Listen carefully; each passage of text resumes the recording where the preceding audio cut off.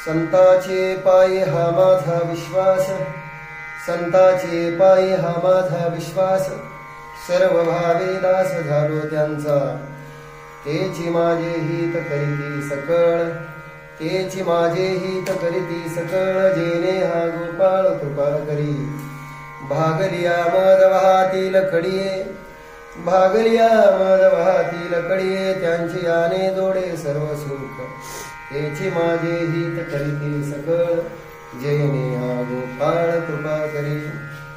तुका मने शेष सेवी नावडी, तुका मने शेष सेवी नावडी, वचन ना मोडे बोलिले ते, तेची माझे हित करीती सकळ, जेने हा गोपाळ कृपा करी. विठ्ठल विठ्ठल विठ्ठल. प्रस्तुत कीर्तनरूपी सेवेकरता निवडलेला अभंग श्री संत जगद्गुरु तुकोबरायांचा 4 चरणाचा उत्कृष्ट अशा प्रकारचा अभंग आहे. या अभंगाचा भाव आपल्या समोर मांडत असताना प्रत्येक कीर्तनामध्ये आपण परमेश्वराचे नमन घेतो. हे तुमच्याकडे नमन घेतो. समचरण सरोजम सांद्रणीलामुदाभं, जगरणीत पाणी मंडनं मंडनानं, तरुण तुलसीमाला कंदरं गंजनेत्रं, सदय धवलहासं विठ्ठलं चिंतयामि, पांडुरंगा करू प्रथम नमन, दुसरे चरण संताचे, त्यांच्या कृपादाने कथेचा विस्तार, बाबाजी सद्गुरु दास तुका. आता हे चालीवर झाल्यानंतर सरळ आहे आपण म्हणायचं. पांडुरंगा करू प्रथम नमन, दुसरे चरण संतांच्या. बघा बरं का स्वरावर किती लक्षात ठेवा. पांडुरंगा करू प्रथम नमन, दुसरे चरण संतांच्या, त्यांच्या कृपादाने कधीचा विस्तार, बाबाजी सद्गुरु दास तुका. काय माझी वाणी माणेल संतासी, रंजव चित्तासी आपुरे. आता अजून इथे दुसरा एक श्लोक मी तुम्हाला सांगितलाय, तो पण सांगतो. महायोग पीठे तटे भीमरथ्यं, वरं पुंडरीकाय दातुं मुनीन्द्रिं, समागत्य तिष्ठन्ति मानन्दकन्दं, परब्रह्मलिंगं भजे पांडुरंग. पांडुरंगार्थम हा श्लोक म्हणा किंवा हा म्हणा, एकच म्हणायचा. कारण लोकांना फार नमन सांगून एक बोर नाही करायचं. आता हे मला कट करायची जागा आहे म्हणून मी तुम्हाला मध्ये बोलतो. त्याच्यानंतर श्री संताची माथा चरणावरी साष्टांग करी दंडवत, काय माझी वाणी माणेल संतासी, रंजव चित्तासी आबोलिया. ओम नमोजी आद्या वेद प्रतिपाद्या, जय जय स्वसंवेद्या, आत्मरूपा देवा तुझी गणेशु, सकलार्थमती प्रकाशु, मणे निवृत्तिदासु, अवधारी जोजी. महायोग पीठे तटे भीमरथ्यं, काय ते मनोजवं मारुततुल्य वेगं, जितेंद्रियं बुद्धिमतां वरिष्ठं, वातात्मजं वानरयुद्धमुख्यं, श्रीरामदूतं शरणं प्रपदे. हे हनुमंतरायचं नाम. एक गणपतीचं नमन सुद्धा तुम्ही घेऊ शकता. गणाधीश तो ईश सर्व गुणांचा, मूळारंभ आरंभ तो निर्गुणाचा, नमो शारदा मूळ चत्वार वाचा, गमो पंथ आनंद या राघवाचा. हे नसणार अजून एक त्याला पर्याय. वक्रतुंड महाकाय सूर्यकोटी समप्रभ, निर्विघ्नं कुरु मे देव सर्व कार्येषु सर्वदा. खूप सारी प्रमाण आहेत, पण इतकी नाही घ्यायची, थोडी वापरायची, म्हणजे त्या कीर्तनामध्ये रस राहतो. नाही तर लोक असं नाही म्हटले पाहिजे का नमनातच कीर्तन केले. नमन खूप आहे, पण किती करायची, आपल्या ज्या देवावर निष्ठा आहे, श्रद्धा आहे, अशी थोडी नमनं घ्यायची.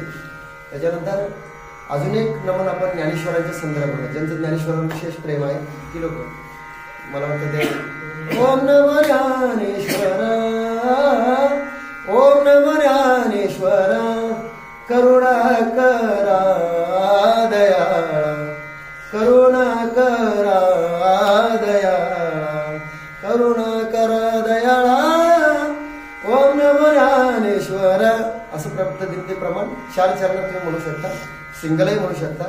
आणि ज्या ज्या गोष्टी मी तुम्हाला सांगतो याच्या मागे आपण एकदा म्हणतो आणि त्याच्या मागे म्हणणारी लोक असतातच, आणि त्यामुळं मग आपण पुढे म्हणतो, मागे म्हणतात, त्याच्यातही बराच वेळ जातो. त्यामुळं ही नमनं तुम्ही सातत्यानं सारखी नमनं म्हणत राहायची. चल बरं स्वर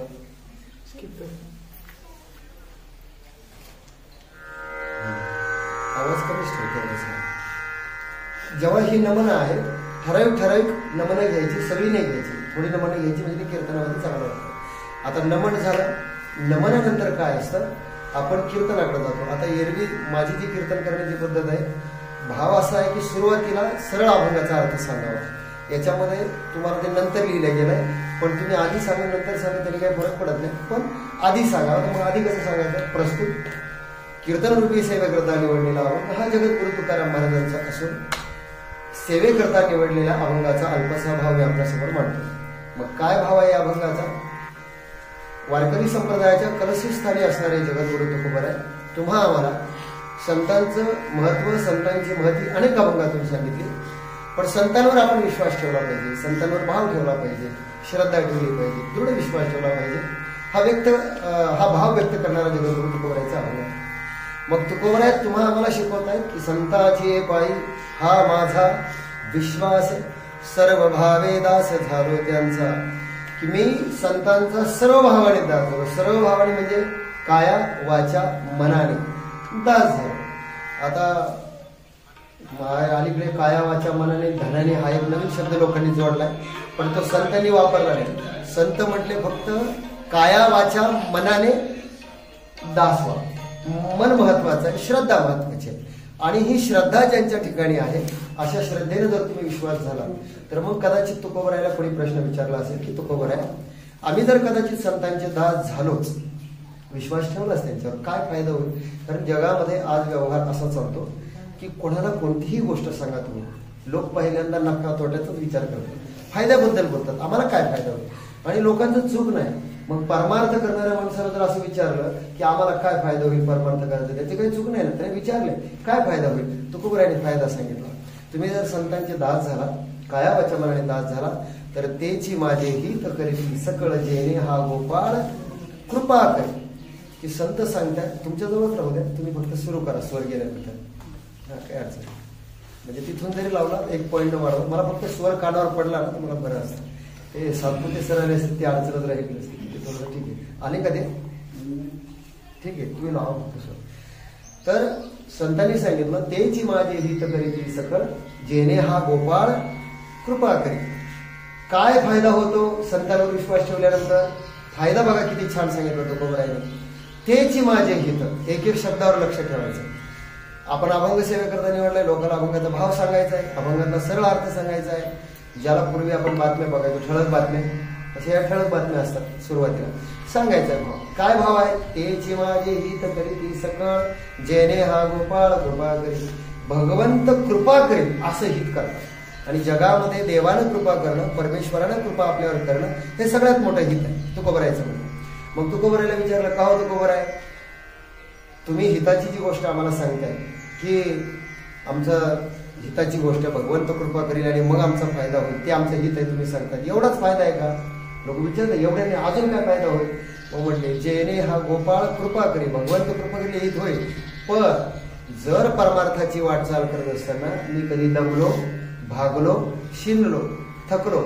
अलीकडे मोटिवेशनल स्पीकर नावाची गोष्ट आली बघा. का आले मोटिवेशनल स्पीकर? 10वी नापास झाले, पोरं आत्महत्या करतात. 12वी नापास, आत्महत्या. एखाद्याला नोकरी लागत नाही, आत्महत्या. काही लोक लग्न होत नाही म्हणून आत्महत्या करतात.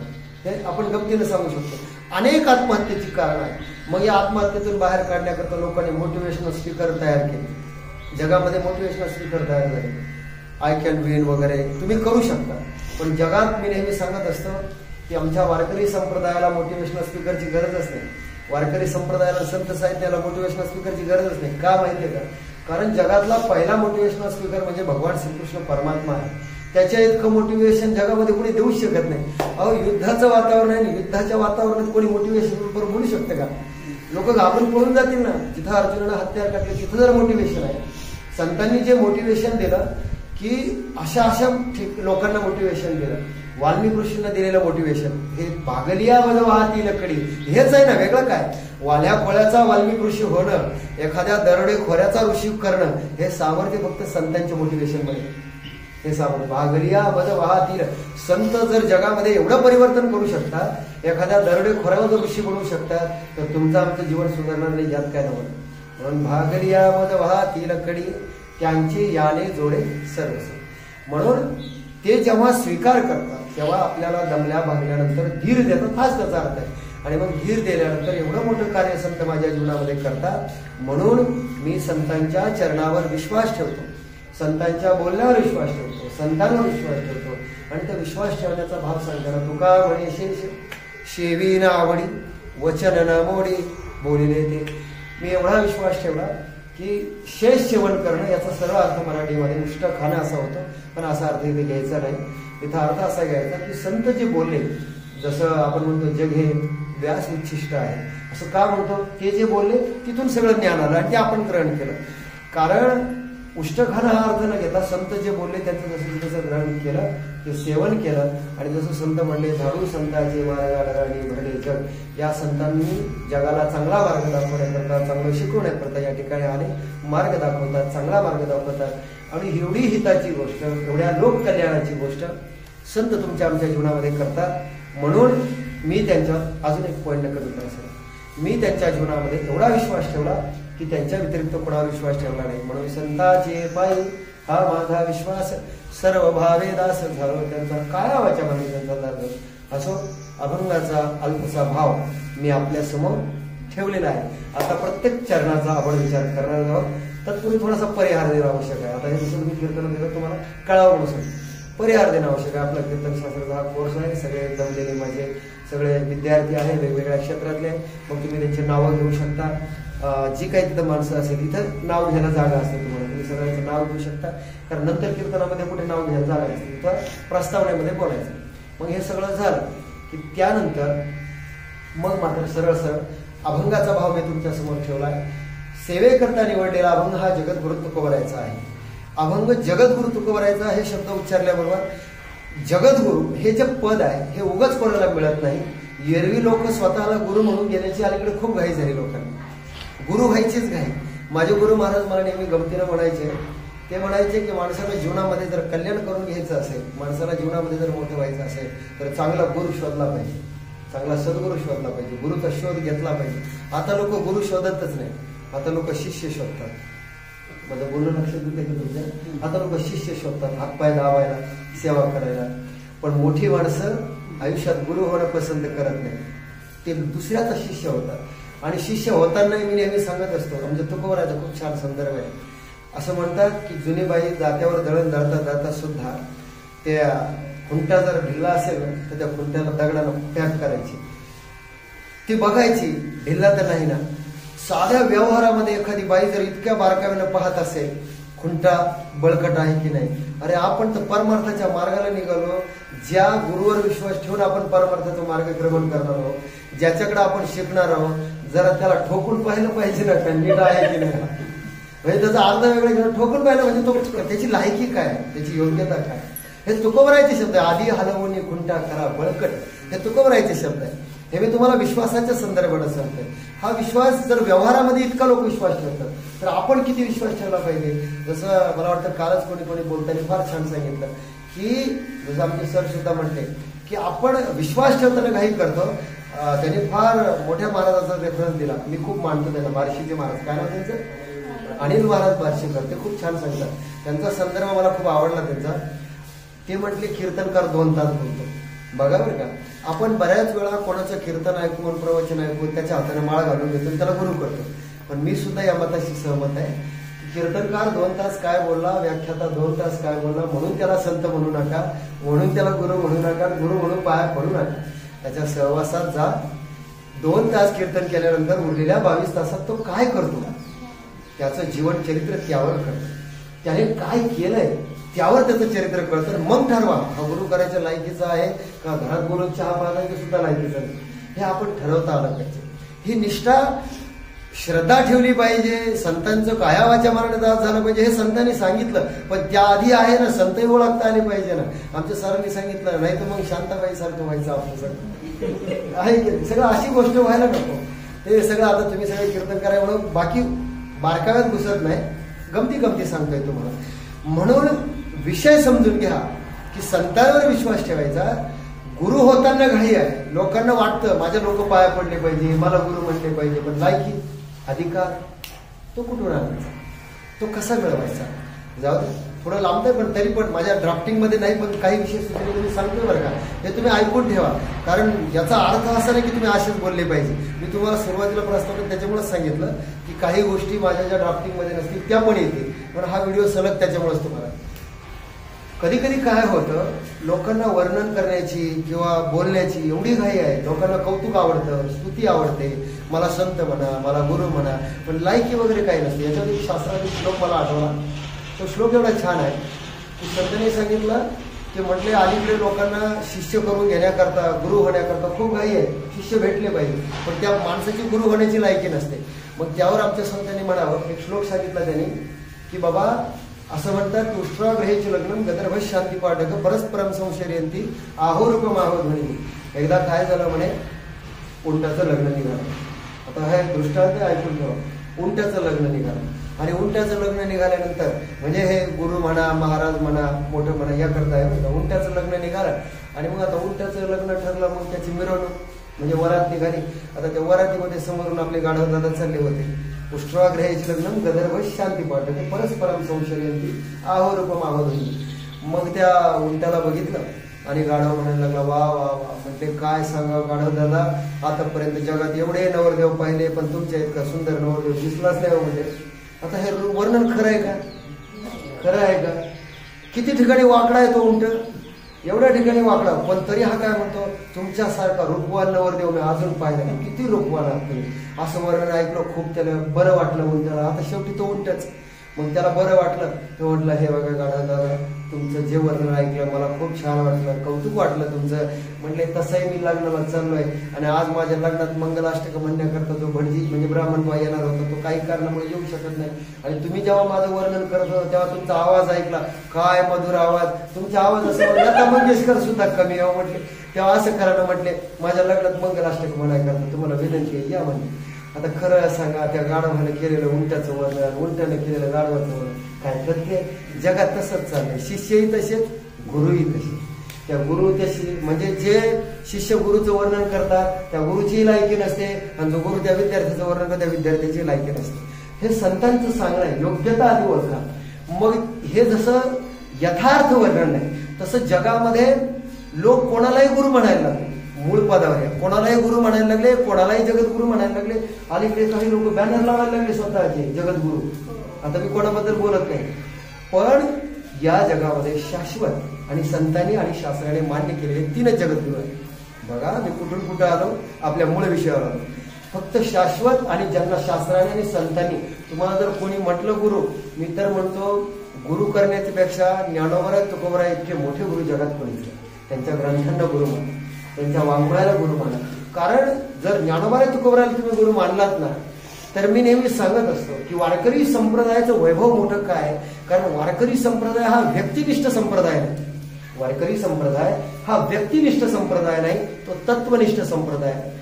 व्यक्तिनिष्ठ संप्रदाय काय होतो, हुकू शकतो, चुकू शकतो. व्यक्ती चुकला, पण तत्वनिष्ठ संप्रदाय, वारकरी संप्रदाय हा तत्वनिष्ठ संप्रदाय आहे. कारण राधाकृष्ण महाराज अकोलकर हा वारकरी संप्रदायातला एक व्यक्ती आहे. वारकरी संप्रदाय म्हणजे राधाकृष्ण महाराज नाही, हे लक्षात घ्या.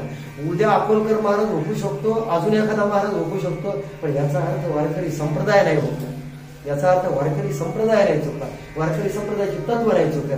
म्हणून पायिक व्हायचं संप्रदायाचं पायिक व्हा, शिष्य व्हायचं ज्ञानोबरायचं व्हा, तुकोबरायचं व्हा. कारण त्यांनी जे शिकवलं, त्यांनी जे तुम्हाला मला शिकवलं, ते जगामध्ये कोणी शिकवू शकत नाही. आणि म्हणून या जगामध्ये जगद्गुरु फक्त तुकोबर आहे. आणि या जगामध्ये जर जगद्गुरूचा आपण विचार केला, 3 जगद्गुरु शास्त्राने सांगितले. वसुदेव सुतम देवम कौशिचाणूरमर्दनम देवकी परमानंदम कृष्णम वंदे जगद्गुरु. जगामध्ये श्रीकृष्ण भगवान परमात्मा हे पहिले जगद्गुरु. आणि मी जसं म्हटलं मोटिवेशनल स्पीकर, मी म्हणतो जगामध्ये तुम्हाला असे देश मी दाखवतो. तुम्ही जर युट्यूबवर कधी गेला तर गीतेवर बोलणारे लोक, विवेक बिंद्रा आहे, संदीप माहेश्वरी, खूप मोठे लोक आहेत की जगामध्ये त्यांना फॉलोअर्स एवढे आहेत. पण त्या लोकांना तुम्ही विचारा, तुम्ही वाचलं काय. मी मुद्दाम तुम्हाला रेफरन्स देतो, वाचलं काय. ते सांगतात आम्ही गीता वाचली, भागवत वाचली, आणि ज्या अर्ध्या हळकुंडाने पिवळे झाले ते आम्हाला म्हणतात काय पडलं नाही महाराज त्याच्यामध्ये. कारण तुम्ही वाचलंच काही. याचं कारण असं आहे की संतांकडे जे शास्त्र आहे, संतांनी जे शिकवलं. बरं एक सांगा, गीता हे असं शास्त्र आहे, गीतेमध्ये काय देव सांगितला का, काय धर्म सांगितला का, नाही. माणूस म्हणून जीवन जगत असताना तुमची जी तत्व आहे, जसं आपण एखादी वस्तू विकत घेतो, बघा बरं, एखादी वस्तू विकत घेतो, एखादा मोबाईल विकत घेतला, त्याच्याबरोबर एक मॅन्युअल किट येते बघा. त्याच्यावर एक मॅन्युअल लिहिलेलं असतं. या मोबाईलमध्ये सिम कसं टाकायचं, या मोबाईलमध्ये किती सॉफ्टवेअर अपडेट करायचे, काय करायचं, सगळं लिहिलेलं असतं. जगामध्ये माणूस म्हणून जन्माला आल्यानंतर हे सॉफ्टवेअर अपडेट जर करायचं असेल ना, त्याला गीता हे त्याचं मॅन्युअल आहे. मॅन्युअल वाचण्याकरता. कारण गीता पाहिल्यानंतर कळतं जीवन कसं करायचं. आणि असं ज्या महापुरुषाने शिकवलं ते म्हणजे वसुदेव सुतं देवं कंसचानूर. तुम्ही कृष्णाकडे पाहताना फक्त देव म्हणून पाहू नका, एक उत्तम वक्ता म्हणून पहा, उत्तम राजकारणी म्हणून पहा, उत्तम माणूस म्हणून पहा. कृष्णासारखं चरित्र तुम्हाला जगामध्ये. आपलं काय झालंय, आपल्या डोक्यात फक्त एवढंच आहे, गवळणीची वस्त्र चोरली आणि ती झाडावर नेली आणि त्या काल्याच्या कीर्तनाने पार आपल्या डोक्याचं वाटोळं केलं. खरंच सांगतो बरं का, हे माझं मत आहे, वाटोळं केलं. एवढा मोठा कृष्ण परमात्मा, अरे ज्याने बाळ गोपाळ ज्यांना जेवण कसं करायचं माहित नव्हतं त्यांना बरोबर घेऊन मोठमोठे दैत्य त्या काळामध्ये मारले. स्वतःच्या गोकुळातलं जे दही दूध तूप लोणी होतं ते शत्रूकडे जात आहे, ते थांबवलं. बघा बरं का, मटकी फोडणं म्हणजे हे तेवढं तात्पर्य नाही त्याच्यामध्ये, ते थांबवलं. आणि जर आपल्या दह्या दुधावर जर शत्रूचं पोषण होत असेल तर हे थांबवलं पाहिजे. आपली माणसं पोचली गेली पाहिजे. हे आताच्या राजकारण्यांना सांगावं लागेल, आपली माणसं पोचली गेली पाहिजे. का आपला पैसा स्विस बँकेत नेऊन ठेवायचा, हे शिकवायचं कोणाला? हे कृष्ण शिकवतं आपल्याला. अरे धर्माच्या विरोधात जर गेला तर आपला सक्का मामा जरी असेल तरी त्याला मानणारा कृष्ण आहे. किती जरी गरीब मित्र असेल तरी त्या मित्रावर प्रेम करणारा सुदाम्यासारखा मित्र कृष्ण आहे. कृष्णाची किती बाजू आहे. एवढी मोठी द्वारका होती, सोन्याची नगरी होती, पण स्वतःचं कुटुंब संपलं, पण तरी सुद्धा जगाला चरित्र शिकवत राहिला. एवढंच नाही, अर्जुनाकरता गीता सांगितली, उद्धवाकरता भागवत सांगितली. काय नाही शिकवलं भगवंताने आपल्याला. एवढं सगळं शिकवल्यानंतर सुद्धा बघा तुम्ही, माणूस म्हणून जर आपण चरित्र बघितलं कृष्णाचं तर तुम्ही नका देव मानू. म्हणजे तुम्ही जर एज्युकेटेड लोकांना एखाद्या कॉलेजमध्ये बोलायला गेले, हे बोलता आलं पाहिजे. तुम्ही नका देव मानू, नका आमच्या पाया पडू, नका बुक्का लावू, नका माळ घालू, पण कमीत कमी कृष्णाची गीता तर वाचा. कृष्णाने काय सांगितलंय, माणूस म्हणून जगायला काय सांगितलं, दृश्य देव पुरुषावतारा, माणूस म्हणून जगा. माणसाचं मूल्य, कारण आज वर्तमानपत्र जर उचली तर दुर्दैवानं म्हणावं वाटतं की माणसात माणूस पण राहिलं नाही. हे काय मला वेगळं सांगायचं, एक्सप्लेन करायची गरज नाही, सगळं तुम्हाला माहिती आहे. माणसात माणूस पण राहिलं नाही. त्या आणण्याकरता कीर्तन, शिकवण्याकरता संतांचं वाङ्मय, ते शिकवण्याकरता गीता आहे. आणि अशी गीता ज्या जगाला भगवंताने दिली तो या जगातला सगळ्यात मोठा गुरु आहे, जगद्गुरु आहे. म्हणून वसुदेव सुतं देवं कंसचानूर मर्दनम देवकी परमानंदम कृष्ण म्हणजे जगद्गुरु. म्हणून अशा कृष्णाला आपलं वंदन आहे, अशा कृष्णाला आपण नमस्कार केला पाहिजे. बाबा सगळ्या जगाला तुम्ही शिकवलं, आम्हालाही तुम्ही शिकवा, आम्हालाही ज्ञान प्राप्त करा. दुसरे जगद्गुरु श्रीमद श्री शंकराचार्य, तुम्ही सगळे त्यावर खूप बोलता, त्यामुळे त्यावर जास्त बोलत नाही. चारही दिशेला त्यांचे मठ आहे. आज धर्माची स्थापना, धर्माचा प्रचार प्रसार विस्तार ज्या शंकराचार्यांनी केला, आजही शंकराचार्यांची परंपरा आपल्या देशामध्ये आपल्याला दिसते. आणि ती परंपरा इथपर्यंत आलेली आपण पाहतो ते शंकराचार्य. आणि त्यानंतर ज्यांच्या अभंग मी तुमच्या सेवेकरता निवडलाय. बघा बरं एक एक गोष्ट कशी सांगेल. ज्यांचा अभंग मी तुमच्या सेवेकरता निवडलाय, अजून मी अभंगाला सुरुवात केलीच नाही, ज्यांचा अभंग मी सेवेकरता निवडलाय असे जगद्गुरु तुकोबर आहे. जगद्गुरु म्हटल्यानंतर मग प्रमाण सांगावं लागेल. जगद्गुरु तुका अवतार नाम याचा, संप्रदाय सकळाचा येतोनिया. आता याच्यामध्ये तुम्ही प्रमाण सरळ सुद्धा वापरू शकता किंवा चालीवर म्हणायचं, जगद्गुरु तुका अवतार नाम याचा, संप्रदाय सकळाचा येतोनिया, संप्रदाय सकळाचा येतोनिया. अशा पद्धतीनं हे प्रमाण तुम्ही म्हणू शकता. हे प्रमाण झाल्यानंतर मग मात्र वारकरी संप्रदायामध्ये ज्ञानोबराय पाया आहे, तुकोबराय कळस आहे. पण एवढा मोठा वारकरी संप्रदाय, याच्यावर बोलायला लागलं तर खूप बोलता येईल, पण एवढं बोलायचं नाही. पण तुम्ही नवीन आहे म्हणून तुम्हाला इथं स्पेस आहे बोलण्याकरता. तुम्ही थोडं ज्ञानोबरायावर बोलू शकता, थोडं तुकोबरायावर बोलू शकता की त्यांचं मोठेपण काय, पण थोडं बोललं पाहिजे हेही लक्षात ठेवा. फारही बोलू नका. तुम्हाला वाटलं का बा कीर्तनाला आपल्याला कंटेंट कमी पडू शकतो, पुरणार नाही, थोडं ज्ञानोबरायावर सांगा. ज्ञानोबराय ज्ञानेश्वरी लिहिली, अमृतानुभवलीला चांगले बोल, कारण मी विस्तार माझं लांबेल लेक्चर, त्यामुळं थोडं बोला. थोडं तुकोबरायावर बोला की ज्यांनी पंचम वेद निर्माण केला, सर्वसामान्य माणसाकरता बुडत हे जन लेकर डोळा येतो कळवळा, असा कल्याणाचा जगाच्या उद्धाराचा मार्ग ज्या जगद्गुरु तुकोबारायांनी सांगितला. ज्या जगद्गुरु तुकोबारायांच्या वया जळी दगडा सहित वया तारी येणार, ज्या रामेश्वर भट्टांनी म्हणावं तुकाराम तुकाराम, तुकाराम महाराजांची भारंभार प्रमाणात तुम्हाला भेटतील. जी तुम्हाला आवडतील ती प्रमाणात तुकाराम महाराजांचं कौतुक करणारी प्रमाण वापरा आणि सांगा. तुकोबारायांच्या आरतीतलं प्रमाण सुद्धा माहिती आहे तुम्हाला की आरती तुकारामा स्वामी सद्गुरु धामा की कशा पद्धतीनं की रामाचे जशा शिळा तरल्या तसे तुमचे अभंग तरले असे तुकोबर आहे. आणि ते तुकोबर आहे तुम्हा आम्हाला तुकोबर खूप बोलण्यासारखे जास्त बोलतो एवढंच बोलतो की असे तुकोबर आहे तुम्हा आम्हाला या अभंगातून सांगतो. संताचे पायी हा माझा विश्वास सर्व भावे दास झालो त्यांचा. आता तुम्हाला इथे अजून एक बारीक टेक्निक सांगतो. काय होतं तुमची जर प्रस्तावना थोडी लांबली म्हणजे तुम्ही जर जास्त वेळ बोलले असं वाटतं आता मी भरपूरच बोललो असं जर तुम्हाला वाटलं तर तुम्ही असं पण म्हणू शकता. मग जो अभंग मी तुम्हाला सेवेकरता निवडलाय त्या अभंगामध्ये जगद्गुरु तुकोबर आहे. या जगामध्ये संतांवर आपण विश्वास ठेवला पाहिजे हे जगद्गुरु तुकोबर आहे अभंगाच्या पहिल्या चरणात सांगतात. म्हणजे तुम्ही जर आधी जास्त बोलले तर मग त्यामुळे तुम्हालाही आराम भेटतो आणि समोरचा चाल म्हणतो. इथेही तुम्ही चाल घेऊ शकता. म्हणजे मग पुढचा विषय आपण अजून पुढे लावतो. मग इथं चाल झाली इथं पण चाल घेऊ शकता. नाही झालं तर मग भांडवलगाठी तिथं पण आपल्याला हे प्रमाण घेता येतं. पण इथं घ्यायची जर आधी प्रस्तावना लांबली तर इथं घ्यायची जा. मग इथपर्यंत आल्यानंतर सेवेकरता निवडलेला अभंग हा जगद्गुरु तुकोबरायांचा आहे आणि अभंगाच्या पहिल्या चरणात तुकोबर आहे असं सांगतो. संताचे पायी हा माझा. आणि बघा बरं का एक एक चरण तुम्ही नवीन असल्यामुळे एक एक गोष्ट लोकांना पटवून सांगताना पुन्हा पुन्हा सांगा म्हणजे त्यामुळे तुम्हालाही ती गोष्ट कळते आणि लोकांनाही लक्षात येते. संताचे पायी हा माझा विश्वास सर्व भावे दास झालो त्यांचा तुकोबर आहे म्हणतात. अभंगाचा भाव मी तुमच्यासमोर ठेवलेच आहे पण प्रत्येक अभंगाचा आणि प्रत्येक शब्दाचा विचार आपण पुढे करू. तेव्हा या अभंगामध्ये जगद्गुरु तुकोबर आहे म्हणतात की मी संतांवर विश्वास ठेव. किती विश्वास ठेवला काय आवाच्या मागे त्यांचा दास. आता आपण मुख्य विषयावर कसं येतो बघा. संतांवर विश्वास ठेवला काय आवाच्या मागे त्यांचा दास झालो दास.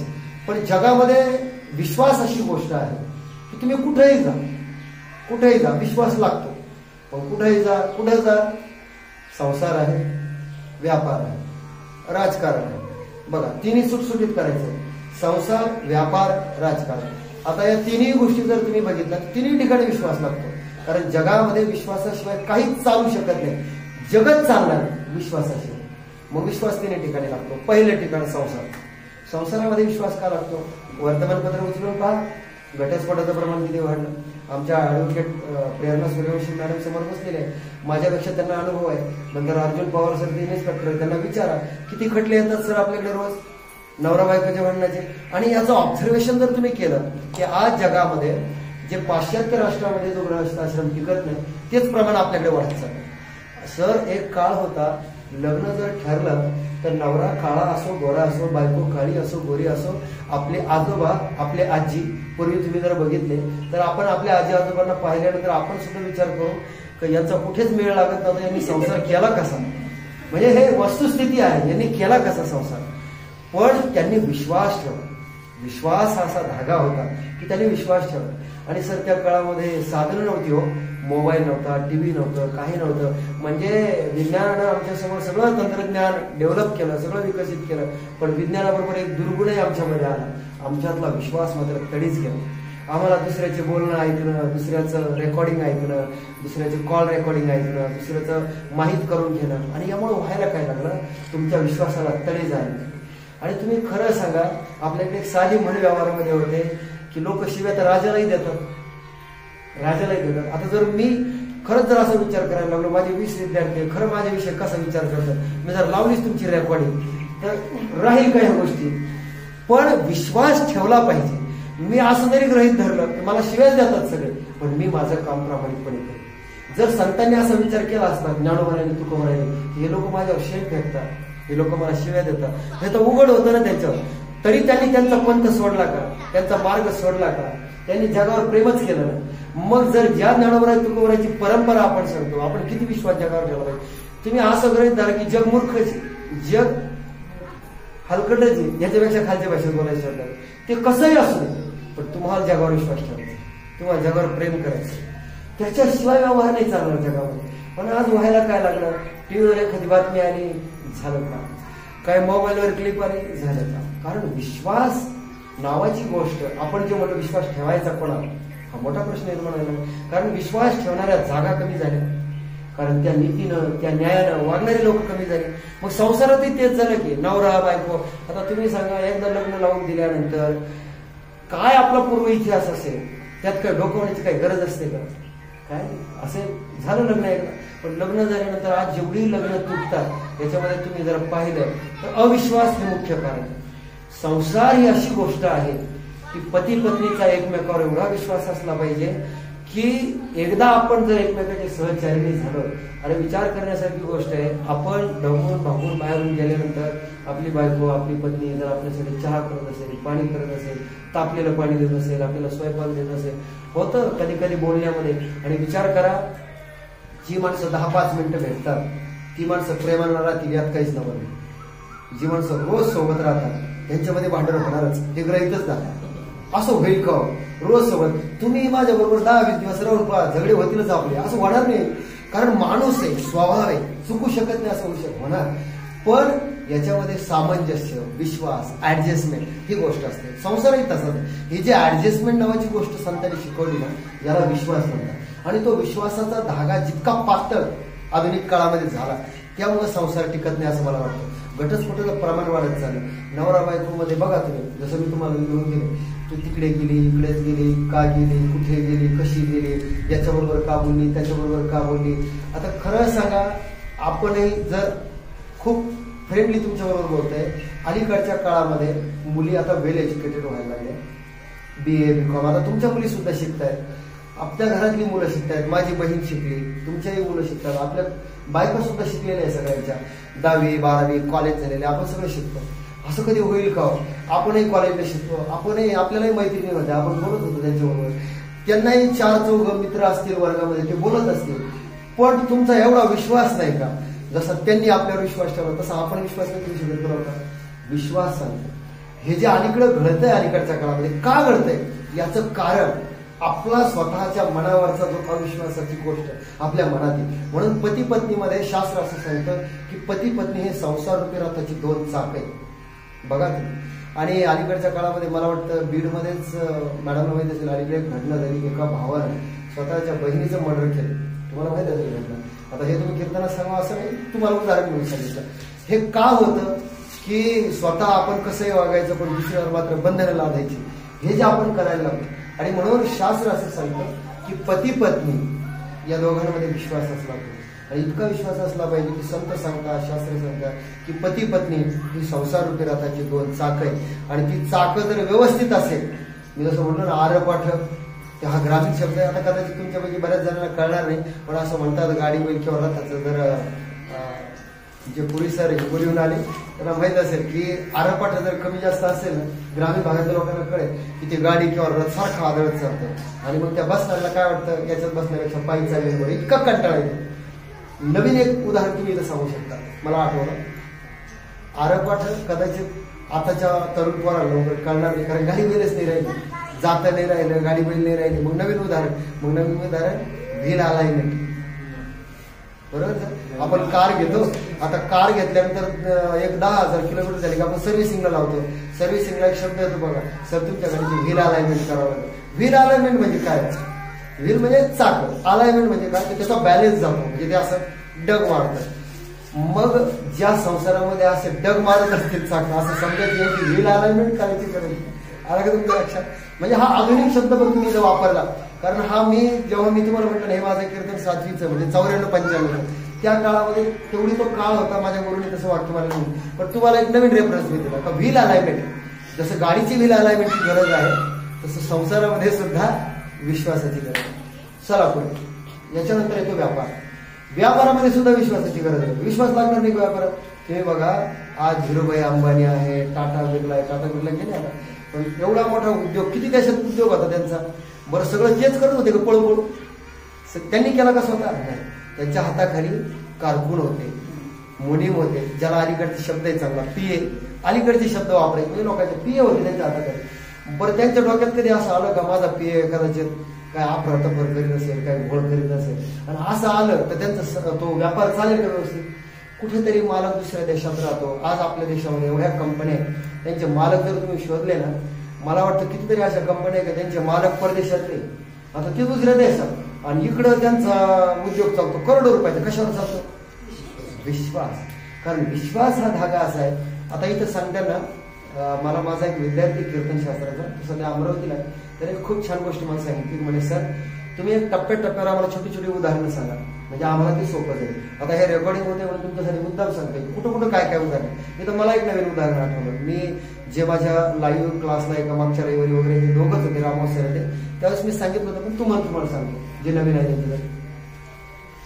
व्यापारामध्ये किती विश्वास असला पाहिजे, मुनीम कसा असला पाहिजे, याच्याकरता 2 एक्झाम्पल इथे छान सांगता येतात तुम्हाला. ऐका, 2 उदाहरणं कशी आहे. पहिलं उदाहरण आहे संत एकनाथ महाराजांचं. एकनाथ महाराज असं म्हणतात की एकनाथ महाराजांचे गुरु हे जनार्दन स्वामी, जे दौलताबादचे किल्लेदार होते. दौलताबादच्या किल्लेदार असणाऱ्या जनार्दन स्वामींना नाथ महाराजांनी गुरु केला. आणि नाथ महाराजांचा आपल्या गुरुवर एवढा विश्वास होता. विश्वास सांगताना बघा इथे तुम्ही पुढे गुरु परमात्मा परेशू ऐसा ज्याचा दृढ विश्वास. गुरु गुरु नसून माझा देव आहे, हा ज्याचा विश्वास जगामध्ये असतो तो माणूस मोठा होतो बरं का, हे लक्षात ठेवा. म्हणजे गुरुची लायकी नसली तरी शिष्य मोठा होतो. अनेक उदाहरण मी पुढे तुम्हाला सांगणार. पण हे या करता की एवढा विश्वास एकनाथ महाराजांचा आपल्या गुरुवर होता. ते गेले तिथे त्यांच्या ग्रही राहिले. आणि मग जनार्दन स्वामींचा उद्योग तुम्हाला माहिती काय होता, ते किल्लेदार होते, व्यवहार करायचे, व्यापाराचा वगैरे सगळा हिशोब असायचा. मग पुढे पुढे त्यांच्या हिशोबामध्ये मदत करण्याकरता नाथ महाराज त्यांना मदत करायचे. बघा उदाहरण एका वाक्यात पण संपतं, पण कसं व्यवस्थित सांगायचं. मग नाथ महाराज त्या गुरूंना आपल्या मदत करायची व्यवहारामध्ये. आणि एकदा झालं असं की ही सगळी मदत करत असताना एक दिवस रात्री 9ला त्यांनी हिशोब चालू केला आणि नया पैशाचा, म्हणजे जसं मला वाटतं तुमच्यापैकी जी जुने लोक आहेत त्यांच्या लक्षात येईल की सगळ्यात शेवटचं नाणं कोणतं आठवतं तुम्हाला? मला 5 पैसे आठवतं. तुम्हाला आठवत आहे? गेलं नसेल आठवत, आठवत आहे? 5 पैसे, 5 पैशाला 5 गोळ्या येत होत्या आमच्या. 5 पैशाच्या पूर्वी मला कोणीतरी नाणे दिले होते. एक नाणं होतं 5व्याचा, जो एक भाग, एक नाणं. ते नाणं पण मी बघितले, म्हणजे बघायला भेटलं. त्यावेळेस चालू नव्हतं. त्यात तुम्ही म्हणा मला जो वय किती, एक नाणं सांगते, पण मला बघायला भेटलं एक नाणं होतं, 2 होतं, 3 पैसे होते, मला वाटतं एक 4 पैसे नाही 40 पैसे पण होते, काय असे पैसे होते. एक नाणं, सगळ्यात महत्वाचं आपण बघा एक नाणं. मग एक नाण्याच्याही त्याच्यापेक्षा खालचा एक पार्ट होता, एक नया पैसा म्हणून एक पैसा होता पूर्वीच्या काळामध्ये. म्हणजे तो खूप छोटा, सगळ्यातला व्यवहारातला शेवटचा. जसं आपल्या आठवणीतलं 5 पैसे सगळ्यात शेवट. आता 5 पैसे तर म्हणजे काही विषयच राहिले नाही, असा तो विषय होता. तर नाथ महाराजांच्या हिशोबामध्ये त्या एका नया पैसे तो घोळे यायला लागला. आता नया पैसे म्हणजे जो माणूस किल्लेदार आणि किल्ल्याचा हिशोब करतोय, तुम्ही खरं सांगा 10-5 रुपये इकडे तिकडे जरी राहिले काय करणार होतं बरं. पण ते नाथ महाराज होते, मी व्यापार सांगतो, मुनीम होते व्यवहाराच्या. त्यांनी तो सारखा हिशोब करतात, पुन्हा पहिल्यापासून शेवटपर्यंत हिशोब केला. हिशोबात नया पैशाचा काही हिशोब सापडेना. शेवटी रात्रीचे 3 वाजले आणि 3 वाजल्यानंतर त्यांना नया पैशाचा हिशोब सापडला. जोरात टाळी वाजवायला लागले, सापडला रे सापडला असं म्हटल्याबरोबर नाथ महाराज शेजारी झोपलेले होते, जाग आहे. नाथ महाराजांनी विचारलं, अरे काय सापडलं बाबा, एवढ्या रात्री काय सापडलं तुला? म्हणले महाराज काहीच नाही हो. म्हटले 9 वाजेपासून हिशोबाला बसलो आणि हे बघितलं म्हटले की एका नया पैशाचा घोळ येत होता, तो सापडेनाच. आणि तो आता सापडला त्याचा मला आनंद झाला म्हणून सापडला. त्याच्यानंतर नाथ महाराज म्हटले, तुला जर व्यवहारातला एका नया पैसा सापडला तर एवढा आनंद झाला, तुला तो जगातला एक परमात्मा सापडला तर किती आनंद होतो. हा नंतरचा भाग. पण मला उदाहरणातलं काय सांगायचंय की मुनीम असा असला पाहिजे, एक नया पैसा, आणि असा असला पाहिजे, कसा नसला पाहिजे हे बी लक्षात घ्या. की नाही तर मग तो जर चोराचा सक्का मावस भाऊ जर असेल, काय वाटतं तुम्हाला? चोराचा सक्का मावस भाऊ असेल तर आपण आपल्या घरातल्या चाव्या त्याच्या हातात देऊ का? नाही देऊ. कारण व्यापारामध्ये मुनीम कसं पाहिजे. अजून याला ऑब्लिक म्हणजे याला किंवा अजून एक उदाहरण तुम्ही सांगू शकता. मग ते उदाहरण काल रामोस सरांनी सांगितलं, पण हे लेक्चरमध्ये तुम्हाला सलग ऐकण्याकरता असं म्हणून सांगतो. दुसरं उदाहरण असं आहे, एका राजाच्या राज्यामध्ये असणारा त्याचा जो कारभारी होता, सगळं काम बघणारा, त्याच्या शेजारच्या राज्यामध्ये तो जातो आणि त्याला असं वाटलं की ह्या राज्यामध्ये आपण थोडं चांगलं राज्य आहे, संपत्ती वगैरे चांगली, आपण जरा भ्रष्टाचार करू. आता करप्शन वगैरे हे अलीकडचे शब्द न सांगायला बरे, कारण निवडणुकीमध्ये कसं मतदान होतं काय आपलं सगळं आता हे न बोलायला बरं, सगळं आपण पाहतो.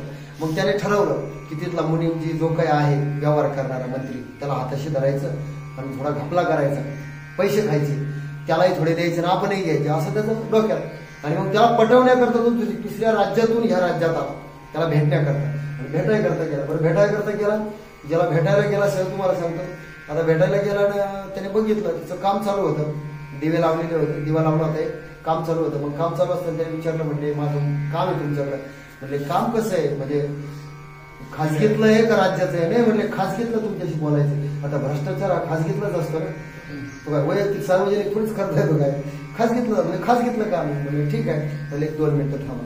मग त्यांनी थोडा हिशोब बाकी होता तेवढा केला आणि त्यांनी काय केलं, शेजारी एक समई होती, ती समई पेटवली, इकडची समई विजवली आणि ही पेटवली. आता हा जो तिथं आला होता भ्रष्टाचार करायच्या हिशोबाने, तो विचार करायला लागला, जर समजा असं समजावं की एका समईचा प्रकाश कमी वाटतोय हिशोब करण्याकरता म्हणून दुसरी पेटवली, तर पहिली विजवली म्हणजे कमी नाही, प्रकाश बरोबर आहे. बरं तेल कमी म्हणा तर दोन्ही भरलेले आहे, मग असं केलं का? त्याचं डोकंच काम करेल, त्याला उत्तर मिळेल ना, मग करावं काय? मग त्याने त्या माणसाला विचारलं, म्हणजे हे बघा मला जे काही बोलायचं ते मी नंतर बोलतो ते भ्रष्टाचाराचं, पण तुम्ही एक करा म्हटले, मला एकदा एक सांगा की ही विजवली ही का पेटवली, मला त्याचं काही कळेना म्हणे, तेवढं सांगा म्हणे. मग तो राजाचा जो कारभार आहे तो सांगायला लागला, म्हणजे काय नाही म्हटले, साधा व्यवहार आहे. काय झालंय म्हटले, तुम्ही माझ्याकडे जे आले ते खाजगी काम घेऊन आले आणि माझं कसं आहे म्हणे, ही जी समई आणि हे समईतलं जे तेल आहे ही समई सुद्धा राजाची आहे, या समईतल्या जे तेल टाकलेले आहे हे सुद्धा माझ्या राजाचं आहे, त्याच्यातली वात सुद्धा राजाची आहे आणि ती मी पेटवली आहे तेव्हा मी राजाचं काम करत होतो. आणि ही इकडची जी समई आहे ती माझ्या पैशाची समई आहे, या समईतलं तेल सुद्धा माझ्या पैशाचं आहे. आणि मग त्यामुळे होतं काय, जेव्हा मला माझं वैयक्तिक काम करायचं आहे तेव्हा माझ्या राजाची समई वापरणं हे योग्य नाही, म्हणून माझ्या राजाची समई विजवली आणि माझी वैयक्तिक समई पेटवली. म्हणजे आता बोला काय, म्हणजे मा बोलणंच संपलं, मा बोलणंच संपलं, काय बोलत होतो? लक्षात आलं तुमच्या? ह्या ज्या गोष्टी आहेत ह्या विश्वासावर चालतात. जर इतका विश्वासू मुनीम असेल, इतका विश्वासू जर आपला व्यवहार करणारा माणूस असेल तर तुम्हाला लक्ष ठेवायची गरजच पडत नाही. नाही तर मग कॅमेरे लावावं लागतात आणि तिथे लिहावं लागतं तुमच्यावर लक्ष ठेवलंय म्हणून. अलीकडे जगात काय झालंय माहितीये का, जे आपण बोलतोय ते आपल्या वर्तनामध्ये राहिलं नाही. आता आमचे पोलीस खात्यातले चांगले सर तुमच्याबद्दल नाही, पण या पोलीस खात्याचं ब्रीदवाक्य काय माहितीये का तुम्हाला? सदरक्षणाय खल निग्रह. या शब्दाचा अर्थ काय होतो? सदरक्षण म्हणजे चांगल्या माणसाचं मी रक्षण करेन, खल निग्रह आहे म्हणजे जे वाईट माणसं आहेत त्यांचं निर्धारण करेन, म्हणजे त्यांना मारेन किंवा शिक्षा करेन. सदरक्षणाय खल निग्रह आहे. आता उलट झालंय, उलट खळ म्हणजे जे वाईट लोक आहेत त्यांना पोलिसांची भीती नाही वाटत, त्यांच्या बरोबर व्यवहार होतात त्यांच्या बरोबर. पण सगळ्यात जास्त खरं सांगा, सज्जन माणूस, सरळ चालणारा माणूस, तो जेवढा पोलिसाला घाबरतो तेवढा चोर घाबरतो पोलिसाला? घाबरतच नाही, कारण त्याला माहिती असंही चोरीचं काम करायचं तसंही काम करायचं, त्यांचा हिस्सा दिला की काम संपलं. मला सांगायचं काय की जगामध्ये विश्वास नावाची ती गोष्ट आहे जी संतांनी तत्व शिकवली, ती तत्व आपण पाळत नाही, ती तत्व आपल्या जीवनामध्ये नाही. अहो जे हे सदरक्षण आहे खलनिग्रह आहे वाक्य कुठून घेतलंय माहिती का? ते गीतेतून घेतलंय की भगवंत सांगतो की भक्ता राखे पायापाशी दुर्जनाशी संवारे. म्हणजे आज जर आपण पोलिसाकडे पाहिलं तर पोलिसाकडे कोणत्या नेतृत्वातून पाहतो माहितीये का? देवाच्या भूमिकेतून पाहतो, कारण ते देव आहे आपल्यासाठी. कारण जे काम जगात देवाने केलं ते पोलीस करतात, वाईटाला मारतात, चांगल्या माणसाचं रक्षण करतात. पण त्या नीतीला त्या न्यायाला ते जागणारे असेल तर समाज त्यांच्यावर विश्वास ठेवेल ना. बघा विश्वासाचीच गोष्ट आली नाही की विश्वास आज लोकांचा त्यांच्यावर का आला नाही, कारण काही गोष्टी लोकांसमोर अशा आल्या की तिथं विश्वासाला तडा जातो. म्हणून व्यापारामध्ये सुद्धा विश्वासाची गरज आहे. बघा तुम्हाला ऍडिशनल पोलीस खातं सुद्धा सांगितलं विश्वास ठेवला पाहिजे. आता वकिलाचं सुद्धा उदाहरण सांगतो मी तुम्हाला. वकील सुद्धा, आपण वकिलावर किती विश्वास ठेवतो, एखादी केस त्याच्याकडे देतो आणि त्याला म्हणतो बाबा लढा. पण मी वकिलामध्ये सुद्धा असे वकील पाहिले, तुमच्याबद्दल नाही सांगतो, वकील सुद्धा असे पाहिले की ते केस घेतात पण सर माझ्या माहितीत असे काही वकील आहे की ते हारण्याचे सुद्धा पैसे घ्यायला लागले समोरच्या, बरोबर आहे ना? असं करायला लागले. जर असं लोक करत असतील तर कोणावर विश्वास ठेवायचा त्या माणसाने? विश्वासाचे नाही तिथं.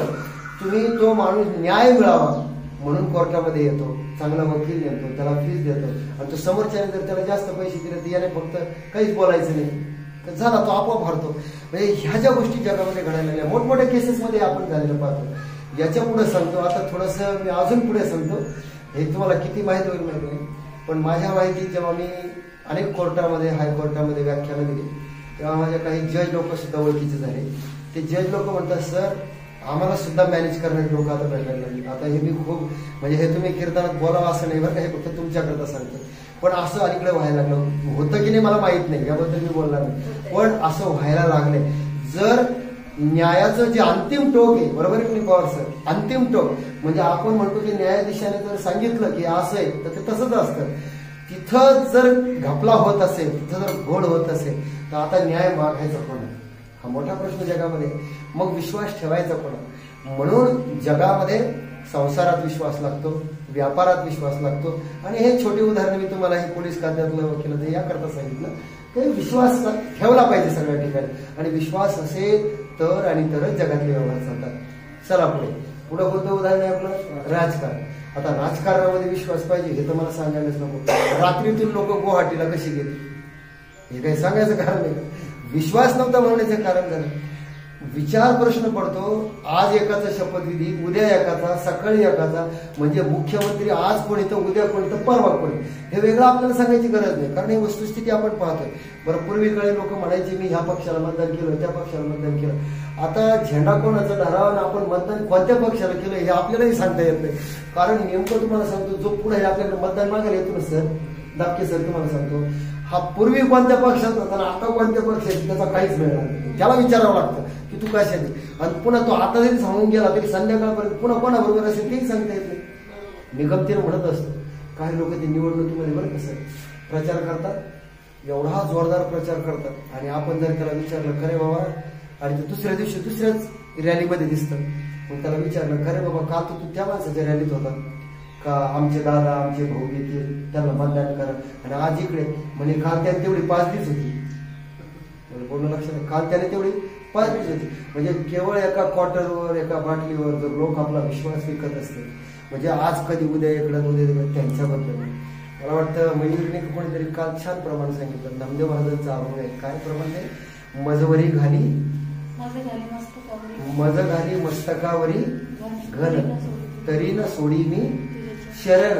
म्हणजे इतका विश्वास देवावर का वरतून घन जरी घातला, आता बघा बरं काय अंतिम उदाहरण आहे, घन जरी घातला तरी देवावरचा विश्वास कमी होणार. अजून एक उदाहरण तुम्हाला मी सांगतो. भानुदास महाराज माहिती ना, म्हणजे ज्या कुळामध्ये भानुदासाच्या कुळी महाविष्णूचा अवतार नाथ महाराज भानुदासाच्या कुळामध्ये आले, त्या भानुदास महाराज भगवंताची मूर्ती विजयपूरला तिकडे गेली कर्नाटकामध्ये, आणि कर्नाटकामध्ये मी गमतीने म्हणत असतो गणिमत कर्नाटकातून मूर्ती आली परत, नाही तर आपल्याला पंढरी दिवाळी तिकडे करावं लागली असते बरं, विजयनगर कर्नाटकात किती अवघड झालं असतं. पण ती आली, ती भानुदास महाराजांमुळे आली. पण भानुदास महाराजांचा सगळा इतिहास, ती गोष्ट नंतर काहीतरी तुम्हाला सांगेल. पण मला एवढंच सांगायचं की त्यांच्यावर प्रसंग आला की ते म्हणले तुम्हाला आता सुळावर द्यायचं, कारण ते हार सापडला ना त्यांच्या गळ्यात. तुम्ही सगळे वाचणारे म्हणून तुम्हाला ते माहिती आहे, नसेल माहीत तर एखाद्या लेक्चरमध्ये सांगेल. आता शॉर्टमध्ये सांगतो कारण लेक्चर खूप मोठं होतं. तर ते उदाहरण असं आहे की सुळावर द्यायचं ठरलं तर मग लोक म्हणले तू म्हणले अंतिम इच्छा विचारतात ना लोकांना आपल्याकडे फाशी देणाऱ्याला, म्हणजे मला मारताय तुम्ही सुळावर देताय, अंतिम इच्छा म्हणजे काय नाही अंतिम इच्छा, ज्याच्या ज्या काळ्यामुळे मला ही शिक्षा झाली म्हणजे. कारण भक्त नाही कठीण होते, देवाला शिवाच घालत होते, कारण विश्वास तेवढा. म्हणले त्याला एकदा पाहायचं, म्हणजे देवाला घाम फुटला नाही इकडे, म्हणजे आता काय करा, म्हणजे देवाला एकदा पाहिजे. देवा समोर उभे राहिले, म्हणजे देवा अरे तुझ्याकरता एवढा विश्वास तुझ्यावर ठेवला, तुझ्याकरता मी भक्ती करतो, तुझं नाम घेतो, आणि तूच सांगतो जगाला का जे माझं नाव घेतात त्यांना मी वाहून देत नाही, की मी तुमचं आपण म्हणतो ना परित्राणाय साधूनां विनाशाय दुष्कृतम्, सगळं आम्ही तुमचा भार वाहतो असं म्हणतो, आणि हे काय चाललंय आम्हाला सोळावर देत आहे वगैरे. देवाला थरकाप सुटला, आणि मग देवाला वरवून ते काय म्हणतात ना की देवा तुझी भक्ती करत असताना तुझ्यावर विश्वास ठेवल्यानंतर जर आम्हाला कोणी सोळावर जरी दिलं तरी आम्ही मागे हटणार नाही, एवढा विश्वास. जरी हे आकाश वर पडो काही ब्रह्मघोळ भंगा जाय, वडवानळ त्रिभुवन खाय, तरी मी तुझीच वाट पाहेगा विठोबा. म्हणजे हे जग जरी लयाला गेलं, मोठा महाप्रलय जरी आला तरी शेवटपर्यंत तुझीच वाट पाहिजे.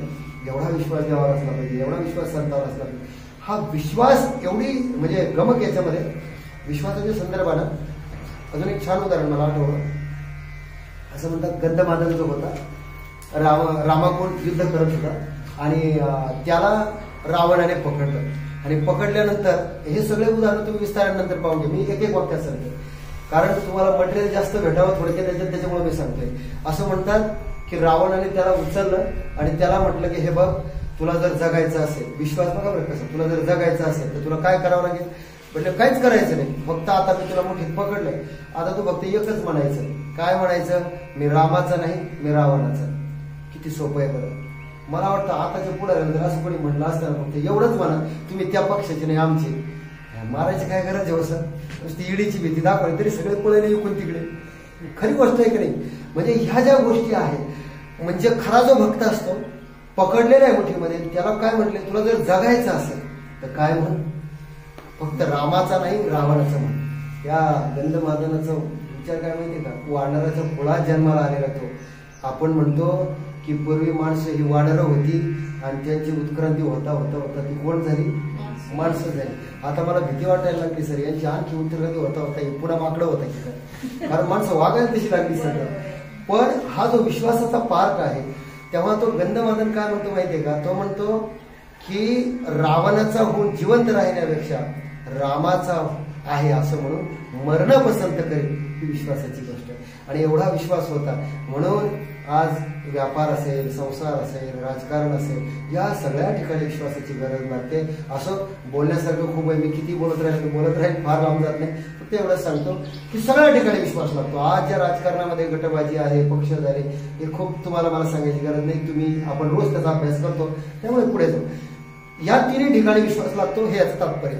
आता ऐका, आता इथून सगळ्यांची गडबड होते, इथपर्यंत तुम्ही व्यवस्थित येतात. बऱ्याच जणांनी व्यवस्थित सांगितलं, पण काही जणांची गडबड होते. काय गडबड होते, तुम्ही संसारावरचा विश्वास सांगितला, व्यापारावरचा विश्वास सांगितला, राजकारणावरचा विश्वास सांगितला, पण त्याच्यानंतर पुढचा टप्पा जो तुम्हाला सांगायचा आहे तो सांगताना इथं जो जॉईन आहे बघा बरं का, जॉईन महत्वाचा आहे. कारण तुम्ही लगेच विषयाच्या बाहेर गेले असं नाही वाटलं पाहिजे. तो जॉईन कसा द्यायचा, तर तो जॉईनचे जे वाक्य आहे ते ध्यानात ठेवा. ते जॉईनचं वाक्य असं आहे, संसार, पाणी आहे का बरोबर, पाणी, संसार, व्यापार आणि राजकारण, हे तीन गोष्टी सांगितल्या आपण. तिन्हीतला विश्वास सांगितला आणि तिन्हीमध्ये विश्वास लागतो हे पण सांगितलं.